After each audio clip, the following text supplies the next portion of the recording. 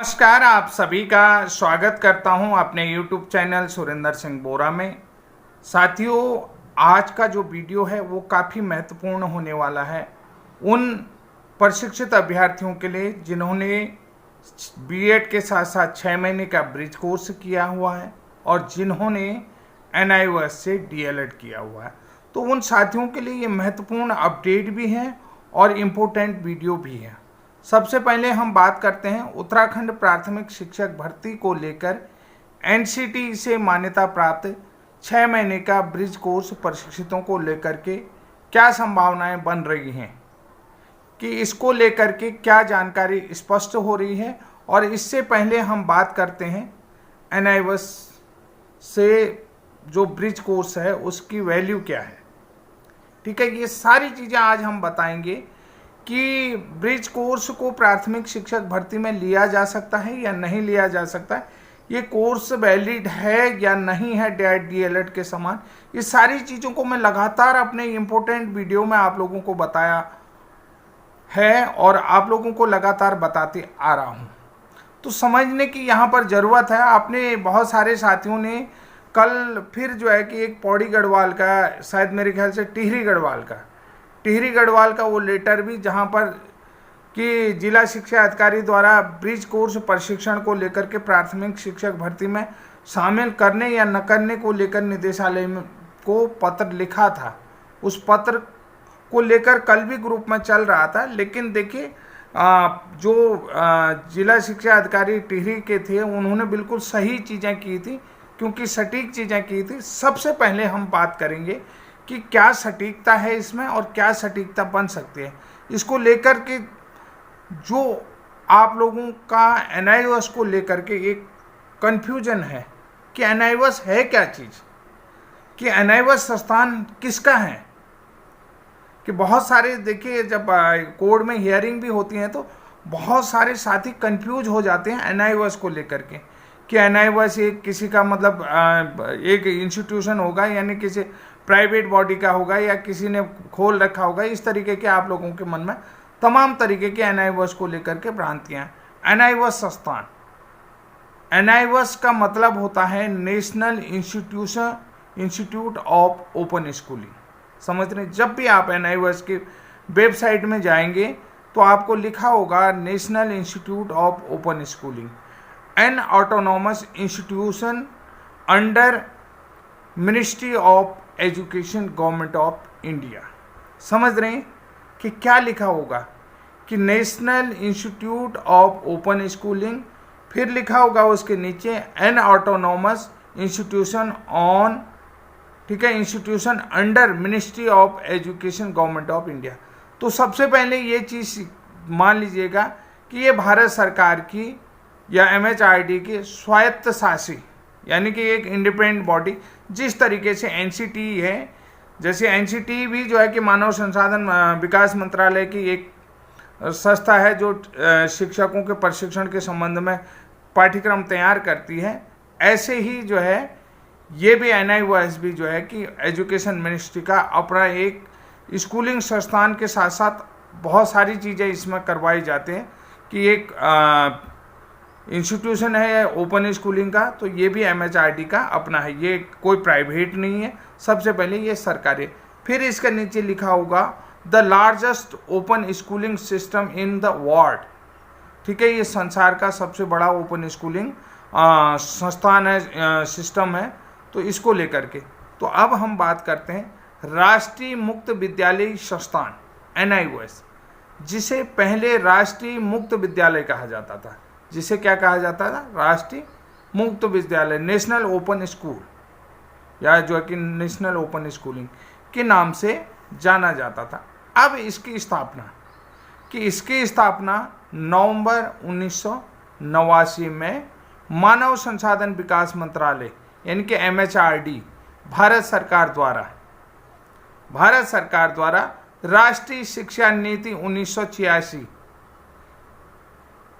ठीक है, राष्ट्रीय शिक्षा नीति 1986 के अनुसरण में एक ऑटोनॉमस, यानी कि स्वायत्त संगठन के रूप में, इंडिपेंडेंट बॉडी के रूप में की गई थी। यानी कि ये भारत सरकार के शिक्षा मंत्रालय की अपनी एक संस्था है।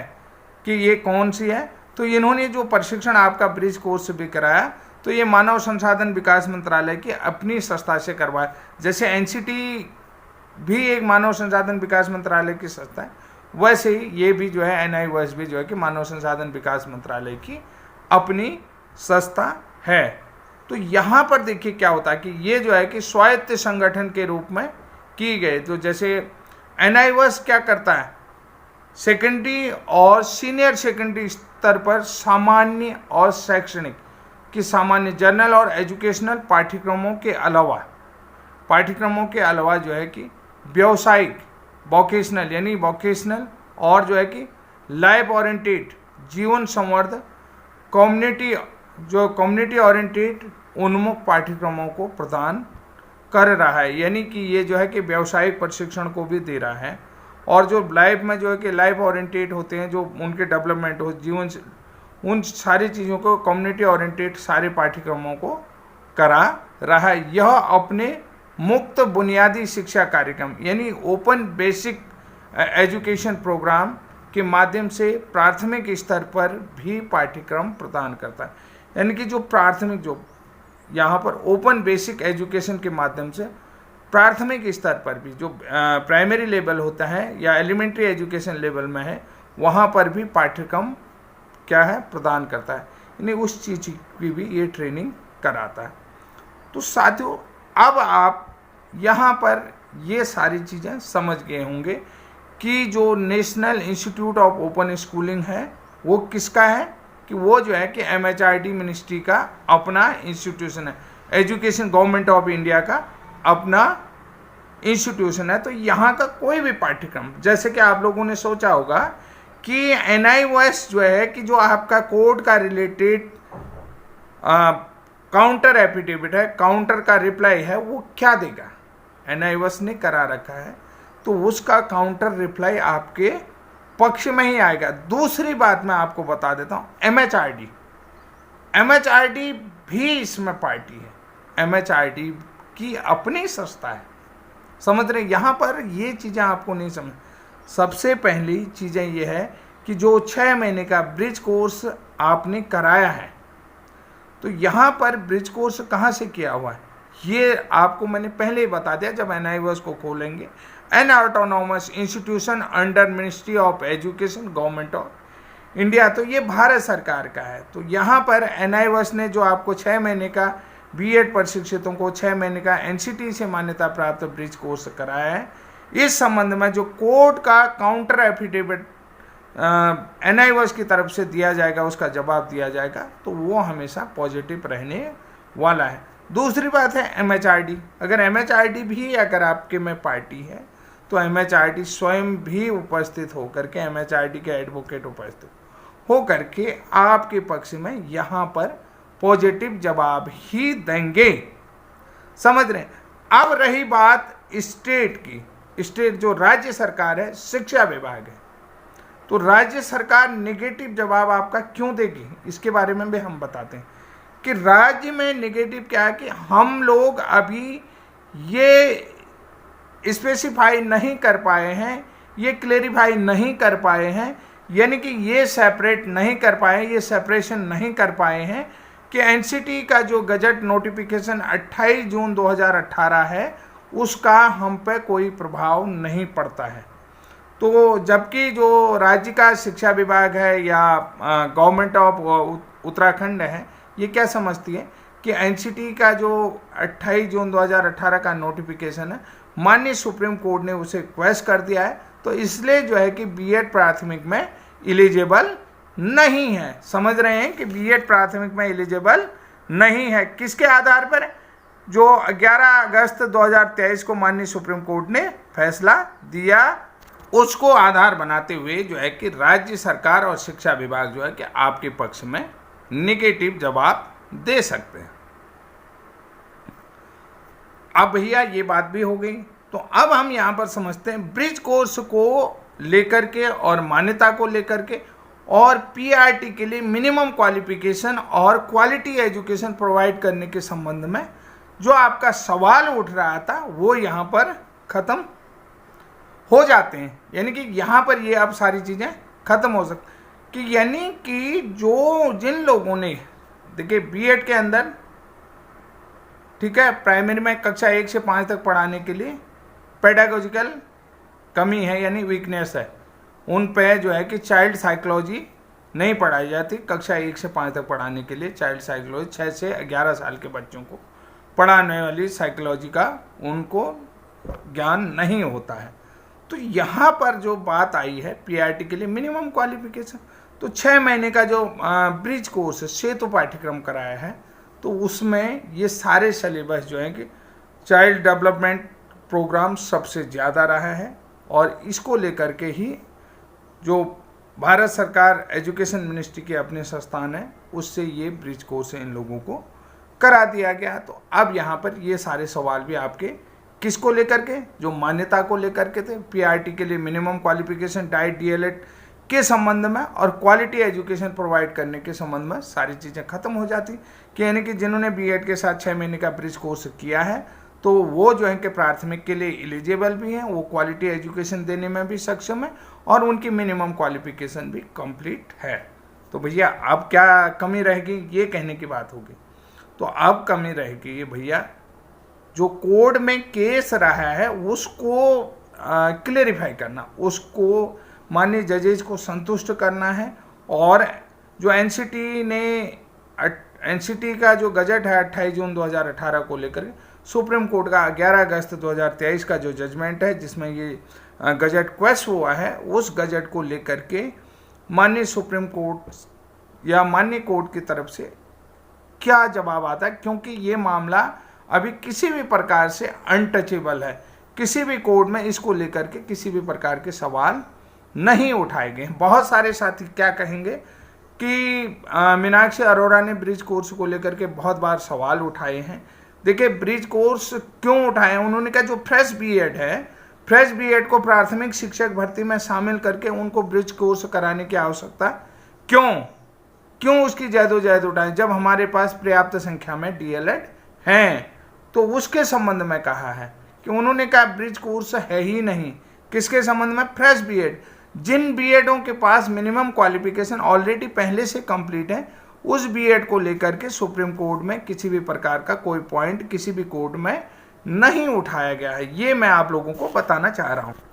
जैसा कि सीटेट के मामले में भी देवेश शर्मा केस का जिक्र हुआ है, तो ये जो है कि ब्रिज कोर्स क्यों कराना है जब हमारे पास ऑलरेडी डीएलएड हैं। तो ये बिल्कुल मीनाक्षी अरोड़ा जो डीएलएड के एडवोकेट है उन्होंने सही कहा कि ब्रिज कोर्स के, लेकिन जिनके पास ऑलरेडी एनसीटी ब्रिज कोर्स करा चुकी है और आपने देखा हो कि autonomous institution under the ministry of education government of India NIOS के माध्यम से ऑलरेडी ब्रिज कोर्स हो चुका है, तो वो अभ्यर्थी कहाँ जाएंगे, बड़ा सवाल है। उन अभ्यर्थियों को आप किस आधार पर डिनाई कर सकते हैं कि भैया तुम आगे के लिए तो ब्रिज कोर्स की बातें कर रहे हो, भविष्य में ब्रिज कोर्स की बातें कर रहे हैं, डीएड के लिए ब्रिज कोर्स की बातें कर रहे हैं, लेकिन कोई भी ये अभ्यर्थी जो बात आपको आई कि भैया ये ब्रिज कोर्स किसने करवाए, कैसे करवाए, ये सरकार का मान्यता प्राप्त है और ये चीज़ें आपको बता दिया है, यहाँ पर भी ये बात सारी खत्म हो गई। अब रही बात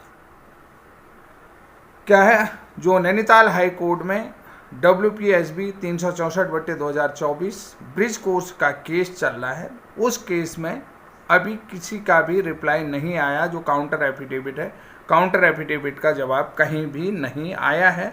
तो इसके संबंध में हमारे साथी और हमारे जो विद्वान साथी हैं, हमारे जो जीनियस वरिष्ठ साथी हैं कि यानी कि वो काफ़ी मामलों में हमसे वरिष्ठ हैं, भले ही एज में कम हो, लेकिन जो जानकारी के माध्यम में वरिष्ठ साथी हैं, काफ़ी अनुभवी साथी हैं, गोविंद जी, तो उनको हमने नोएडा एनआईओएस मुख्यालय में भेजा था। जो एनआईओएस का मुख्यालय है, एनआईओएस संस्थान का जो मुख्यालय, वहाँ भेजा है हाई कोर्ट नैनीताल के काउंटर के रिप्लाई के संबंध में।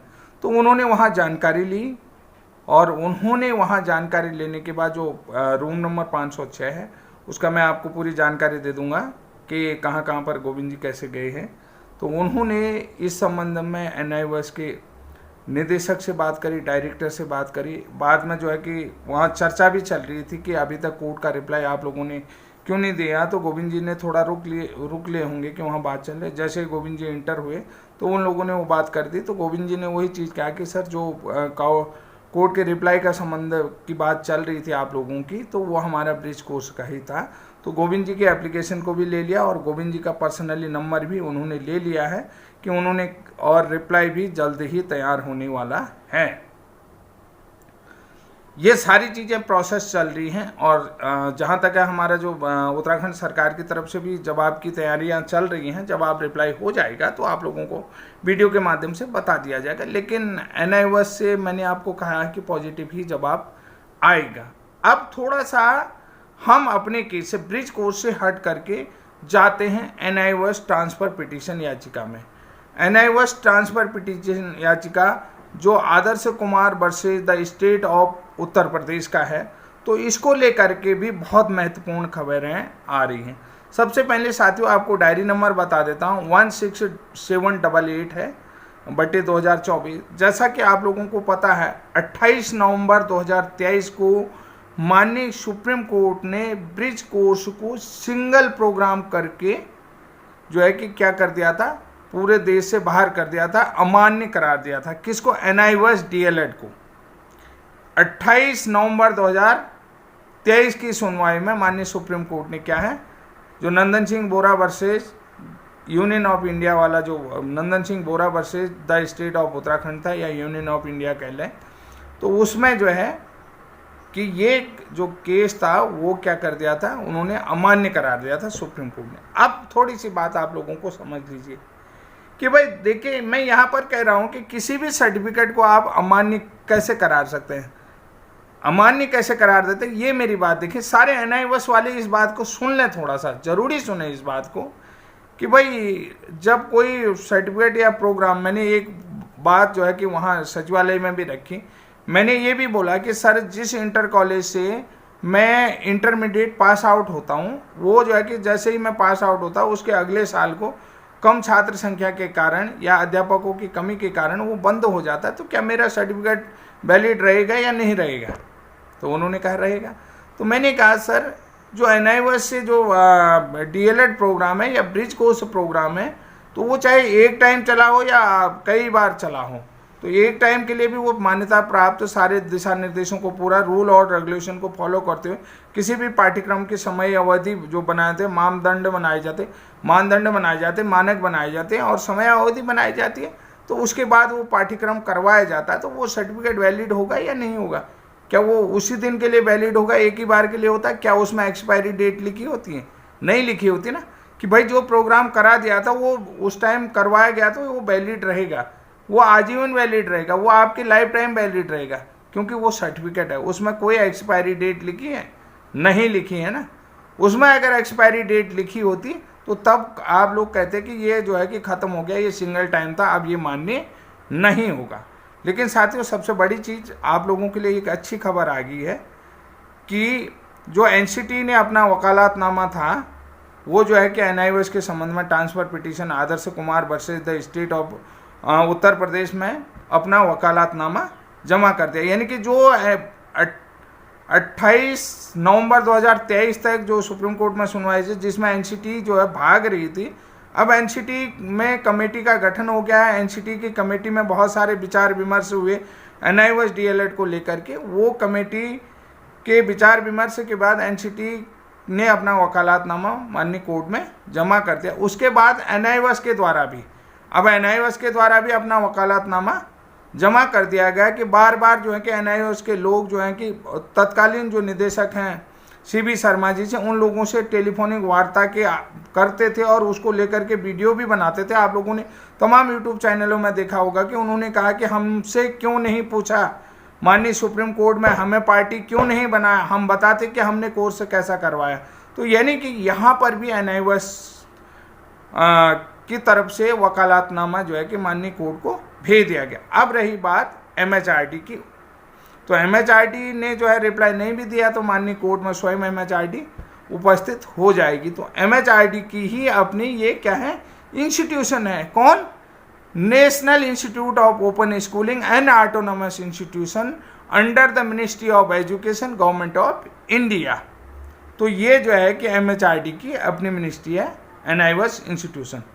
तो साथियों ये तो रही NIOS को लेकर। अब जो है कि उत्तराखंड प्राथमिक शिक्षक भर्ती को लेकर के क्या NIOS जो है कि इस भर्ती में शामिल हो सकता है, ये बड़ा सवाल मैं आप लोगों को, कोई आप लोगों को बताएगा नहीं कि अगर NIOS DLED जो है कि 23 सितंबर को कोर्ट से उसके पक्ष में कोई भी बात आता, कोई भी फैसला आता, तो कि वो उत्तराखंड प्राथमिक शिक्षक भर्ती में जो है कि एंट्री कर सकता है या नहीं कर सकता, ये बड़ा सवाल। अब मैं थोड़ा इसके बारे में बता सकता हूँ। अधिकतर हमारे साथी लोगों का भी कहना है कि इस भर्ती में NIOS जो है कि एंट्री नहीं कर सकता है, लेकिन जो मेरा मानना है इस भर्ती में जो ये चल रही है वर्तमान में, जिसमें तीसरी काउंसलिंग होने वाली है, तो इस भर्ती में भी NIOS DLED एंट्री कर सकता है, इनको शामिल करा जा सकता है। अगर माननीय सुप्रीम कोर्ट से पॉजिटिव इनके पक्ष में थोड़ा सा भी जवाब आता है तो उत्तराखंड प्राथमिक शिक्षक भर्ती में इनको शामिल करना पड़ेगा। इसको लेकर के मैं सबसे पहली बात आपको बता देता हूं। सबसे पहले उत्तराखंड हाई कोर्ट ने 10 फरवरी 2021 को जो प्राथमिक शिक्षक भर्ती संबंधी शासनादेश था 451 पदों में, उस शासनादेश में रोक लगा दी थी। आपने देखा होगा। उसके बाद 14 सितंबर 2022 को जो है कि माननीय नैनीताल हाई कोर्ट से NIOS DLED वाले जीत चुके थे। NIOS DLED के पक्ष में क्या है, निर्णय आ गया था। NIOS DLED के पक्ष में ये निर्णय आ गया था। उसके बाद भैया देखिए, उत्तराखंड सरकार द्वारा जो है कि नैनीताल हाई कोर्ट के फैसले को 26 सितंबर 2022 में माननीय सुप्रीम कोर्ट में चुनौती दी गई थी 26 सितंबर 2022 को। तो अब रही बात भाई कैसे शामिल होंगे। देखिए, सबसे पहली बात है कि मार्च 2023 में कैबिनेट की बैठक हुई, जिसका पत्र मैंने बार बार आपको कि NIOS DLED को नियमावली में शामिल करने के संबंध में क्या निर्णय लिया गया था। अब रही बात, निर्णय लिया गया था, ये सारी चीज़ें यहाँ पर NIOS के पक्ष में 10 फरवरी 2021 में शासनादेश में रोक लगी। 14 सितंबर 2022 में नैनीताल हाई कोर्ट से जो है कि डिसीजन आया, और 26 सितंबर 2022 को उत्तराखंड सरकार ने इसे सुप्रीम कोर्ट में चुनौती दी। ये सारी चीज़ें हैं। अब भैया उसके बाद 28 नवंबर 2023 को सुप्रीम कोर्ट ने इसे अमान्य करार दिया। अगर अब ये जो है कि जीतते हैं तो इनके पास नैनीताल हाई कोर्ट का डिसीजन है। नैनीताल हाई कोर्ट का डिसीजन है जिसमें इन्होंने कि 10 फरवरी को 2021 को प्राथमिक शिक्षक भर्ती में शामिल करने का आदेश दिया था, और 17 सितंबर 2022 को ये नैनीताल हाई कोर्ट की तरफ से प्राथमिक शिक्षक भर्ती के लिए एलिजिबल थे, उसमें इनको जीत मिली थी। तो इस आदेश को लेकर के यहाँ पर अगर 23 सितंबर 2024 को सुप्रीम कोर्ट से कुछ भी आता है तो निश्चित रूप से इसी भर्ती में ये शामिल होंगे। ये मैं आपको बताता था, क्योंकि इनके पास नैनीताल हाई कोर्ट से जीत का आदेश है, और ये लोग जो हैं कि इनके पास पिछली भर्ती में जो पिछले लोगों का आवेदन है उसमें शामिल हुए।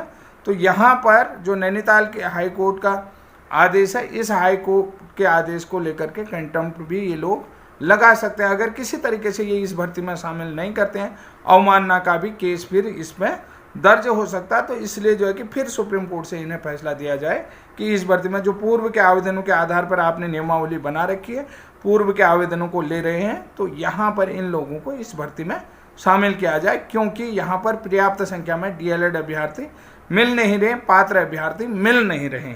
तो अब रही बात कि NIOS की पूरी संभावनाएं हैं इस भर्ती में शामिल होने के लिए। तो बहुत सारे लोग जो हैं कि आप लोग समझ सकते हैं कि क्या हो सकता है, क्या नहीं हो सकता है। तो ये बहुत महत्वपूर्ण वीडियो मैंने आप लोगों को बताया, और आप लोग समझ भी गए हैं कि NIOS DLED जो है कि उत्तराखंड प्राथमिक शिक्षक भर्ती जो चल रही है उसमें शामिल हो सकता है। अब रही बात कि भैया ब्रिज कोर्स, तो ब्रिज कोर्स के संबंध में बहुत सारे लोगों को यही लग रहा है कि ब्रिज कोर्स को संभावनाएं बहुत कम दिख रही, लेकिन ब्रिज कोर्स की संभावना जो सेम चीज़ें एनआईओएस डीएलएड के पास हैं वो सेम चीज़ें ब्रिज कोर्स प्रशिक्षितों के पास भी अवेलेबल है। लेकिन उसका अभी हमने खुलासा नहीं करा है, क्योंकि वो प्रमाण पत्र एक दो ही लोगों ने हमारे निकाले हैं, जिनमें एक हमारे गोविंद जी हैं। क्योंकि अगर एनआईओएस डीएलएड के पास वो योग्यता है तो ब्रिज कोर्स प्रशिक्षण के पास भी योग्यता है। अगर एनआईओएस डीएलएड अभी संभव नहीं है तो ब्रिज कोर्स अभी भी संभावनाएं बनाए हुए है कि अगर एनआईओएस डीएलएड को किसी कारण से सुप्रीम कोर्ट से देरी लगती है, अगले टर्न में आता है भर्ती संपन्न होने से पहले तो थोड़ा देरी लगती है, तो एनआईओएस डीएलएड एनआईओएस से ब्रिज कोर्स करने वालों की संभावनाएं पूरी बनी हुई हैं। तो यहाँ पर आप लोगों को परेशान होने की ज़रूरत नहीं कि देखिए सारी चीज़ें मैंने आपको स्पष्ट कर दी हैं। तो आप लोगों से निवेदन करता हूं कि ये वीडियो अधिक से अधिक शेयर करें, अधिक से अधिक प्रसारित करें कि एनआईओएस के अभ्यर्थियों तक भी ये संभावनाएं पहुंचनी चाहिए कि आप लोगों की कितनी संभावनाएं। लेकिन अभी ब्रिज कोर्स वालों को थोड़ा आगे जाना है, आगे की लड़ाई लड़नी है, रणनीति के साथ लड़ेंगे तो तभी हो पाएगा। क्योंकि यहाँ पर बहुत सारी चीज़ें अभी एनआईओएस की क्लियर होनी है, वो क्लेरिफिकेशन में जानी है, उसको स्पष्ट होना है। क्योंकि राज्य सरकार का जो जवाब होगा वो लगभग नेगेटिव रहेगा, ये मैं आपको स्पष्ट कर देता हूँ। उसके बाद आप लोगों को आगे की रणनीतियाँ तय करनी है कि कोर्स में किसी भी प्रकार की कोई ऐसा क्वेश्चन नहीं है, क्वेश्चन मार्क नहीं है कि जिससे कि नकारा जा सकता है, पूरी संभावना है। तो साथियों आज के लिए इतना ही, तब तक के लिए जय हिंद, जय उत्तराखंड।